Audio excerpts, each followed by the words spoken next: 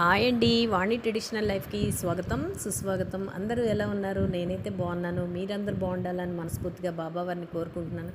Early morning 4 o'clock లేచానండి. Head bath అవి అయిపోయిన తర్వాత నేను టీ తాగేసాను. టీ పెట్టుకొని తాగి ఆ తర్వాత బాబావారికి నైవేద్యం చేసుకున్నానండి. నైవేద్యం పరవాణంగా నైవేద్యం చేసుకున్నాను. బియ్యం పరవాణం ఈరోజు. ఇది ఆ రోజుకి అనుకుంటే అంటే అదే పొంగలి కానీ ఏదైనా సరే ఏదో ఒకటి ఇంట్లో నైవేద్యం చేసి మళ్ళీ అక్కడ పళ్ళు ఏమైనా ఉంటే పెడతాను నైవేద్యంగాను. అలాగే బాబావారి అష్టోత్తర నామావళి అంతాను చదువుకున్నానండి. రోజును ఏకాదశి సూత్రం మాత్రం చదువుతాను కంపల్సరిగానండి. రెగ్యులర్గా ఏకాదశి సూత్రములు 11 ఏకాదశి సూత్రములు బాబావారివి.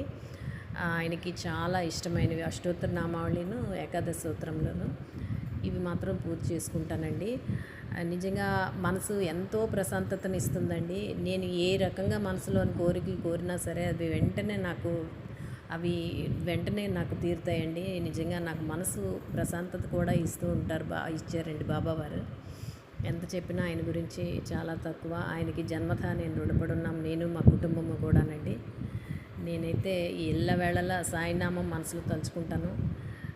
పూజ చేసుకొని ఇంకా వీలైతే టెంపుల్కి వెళ్ళి దర్శనం కూడా చేసుకుంటానండి.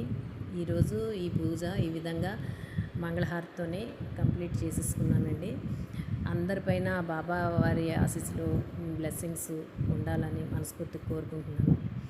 అలాగే టిఫిన్ కూడా రెడీ చేశాను. మార్నింగే గోధుమ పిండి బ్యాటర్ అంతా రెడీ చేసేసి కాస్త ఉంచేసానండి. ఇంకా పూజ అయిన తర్వాత మా పాపకి టిఫిన్ ఇవన్నీ అరేంజ్ చేశాను.